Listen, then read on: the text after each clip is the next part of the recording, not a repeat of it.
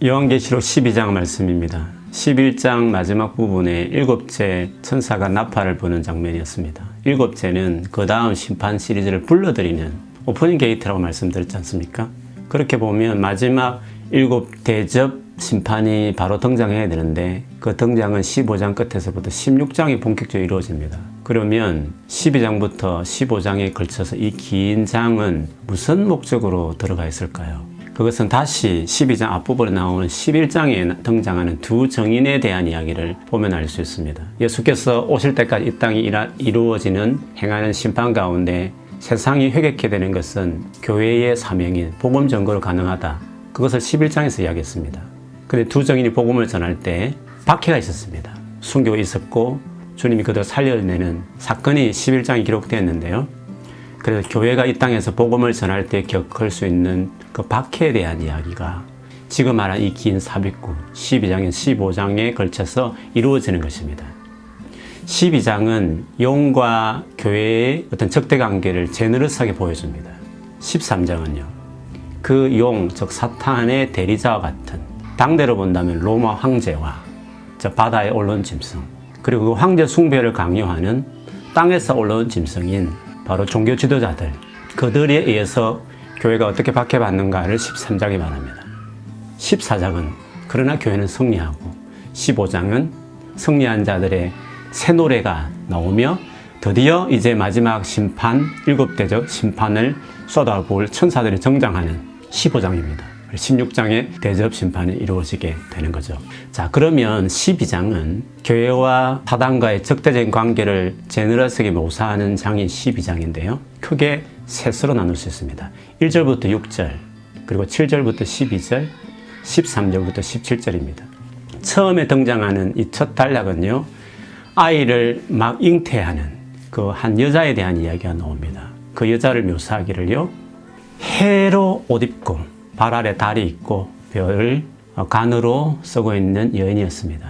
이 여인은요, 바로 구약시대부터 이 땅에 메시아를 보낼 참 이스라엘 백성, 신실한 하나님의 백성이 남은 자를 이야기합니다. 근데 구약 예언서들을 보면요, 구약의 이스라엘 백성들이 잉태하는 여인으로 표현됩니다.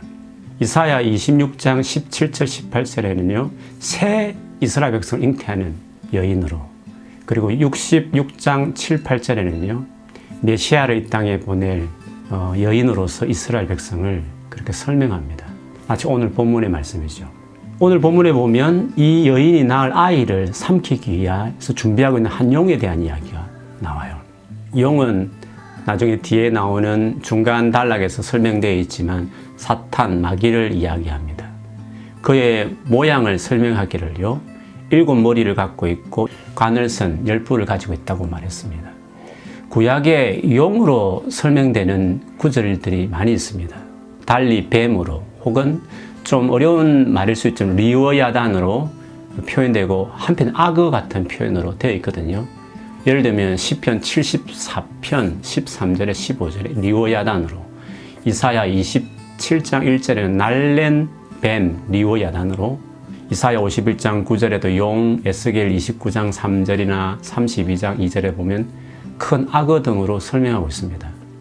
시편 74편 13절 14절에 머리들이 있는 뱀이라고 말했는데 유대 문헌에 보면 그 머리가 7이라고 일컬어지기도 하는 것이 있습니다. 그리고 10뿔에 대한 유래는 다니엘서 7장 20절 24절 등에 보면 이스라엘 백성을 괴롭혔던 당대의 그리스 제국을 열왕으로 설명했습니다. 이런 배경 전체를 보면 하나님 백성을 괴롭히는 대적에 대한 이미지를 이렇게 구약에 설명하고 있는 것이죠.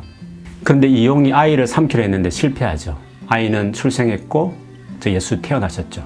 유아 시절에 헤롯 대왕이 사단의 앞잡이 되어서 베들레헴 유아 학살했지만 살아남았고, 그 다음에 예수님 마침내 부활 승천하셔서 하나님 보좌 우편에 앉히심으로 구원이 완성되었는데, 오늘 본문에 보면 예수님 생애를 기록하지 않았지만 부활 승천하셔서 보좌 위로 올라가시는 장면으로 예수님의 생애를 끝내는 것으로 설명하고 있습니다.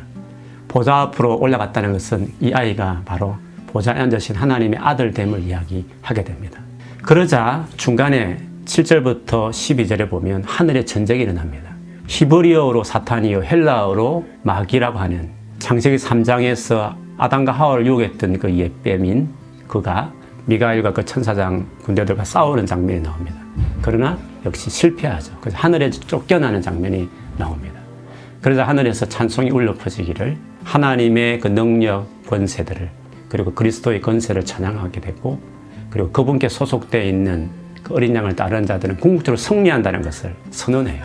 반면에 그렇게 하늘에 속한 자들, 하나님 백성들은 즐거워할 일이지만 사단 아래에 있는 땅에 거하는 자들은 고통 중에 있을 것을 예견하는 장면이 두 번째 단락에 나오고요. 세 번째 단락에 갔을 때에는 역시 앞에 말했던 그 여인을 공격하는 그 용에 대한 이미지를 좀 더 확대해서 뒷부분에 설명하고 있습니다. 이 여자를 용이 물을 쏟아서 삼키려 했습니다. 성경에 말하는 물의 의미 속에 보면요. 하나님의 백성을 대정하는 어떤 표현을 이같이 표현하기도 했습니다.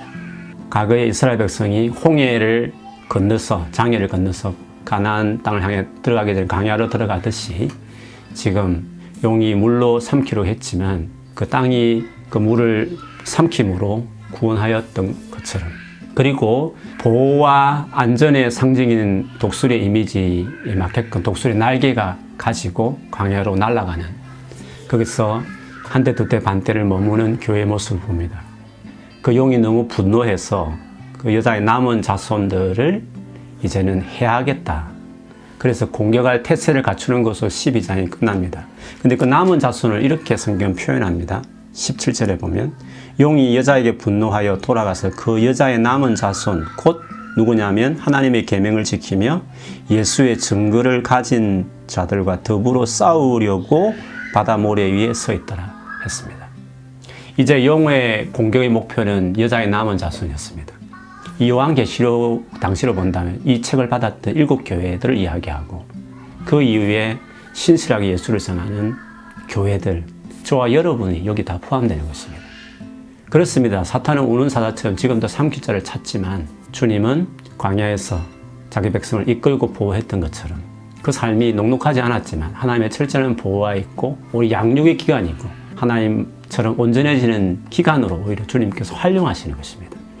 이 요한계시록의 이 12장을 보았을 때 그 당시 7교회는 정말 예수 믿는 것 때문에 박해받는 그 상황들에 대한 이야기로 설명했을 것이고 그러나 하나님께서 그들을 어떻게 보호하고 있는지 그리고 13장, 14장, 15장을 거치면서 결국에는 승리한다는 것을 그리고 마지막에는 완전한 멸망이 자기를 괴롭히던 로마 제국을 향해서 우리에게는 지금 시대마다 모양을 다르게 사단이 우리를 교회를 박해하는 그 모든 세력을 향해서 궁극적인 심판을 행하실 것이라는 것을 이 중간장에서 이제 보여주는 것입니다. 이 상에서 보듯이요. 교회는 이 세상에서 어떻게 살아가는 자인가. 절대로 고난과 박해에서 면제되는 것이 아니라 그 가운데서도 복음을 전가함으로 이기고 때로는 순교까지도 이김으로 표현하면서까지 예수 그리스도가 주신 사명을 감당하는 것입니다. 여러분, 우리는 지금 이 시대를 12장 같은 시대를 보내는 것입니다. 이것이 정확한 거짓 없는 사탕 발림 소리 같은 예수 믿으면 모든 것이 편안하고 아무 문제 없다고 말하는 그런 뒤섞인 거짓된 복음이 아니라 예수 그리스도를 따라가는 자들이 지불해야 될 대가를 말하고 그런 자들에게 약속된 승리를 이야기하는 겁니다. 이 말씀을 가지고 한번 여러분 기도해 보십시오. 그리고 주님 오실 그날까지 우리의 남은 이 땅에서 우리 개인의 인생을 어떻게 사는 것이 진짜 교회의 모습이며 또 성도의 모습인가 하는 것이죠. 현재 내가 어떻게 살았는지 한번 기도하시면서 이제 감동 단계 하나가 직접 이 관찰 해석된 이 내용을 가지고 여러분 삶을 돌아보고 또 미래를 조망하는 귀한 시간을 꼭 갖게 되기를 바랍니다. 다음 시간에 뵙도록 하겠습니다.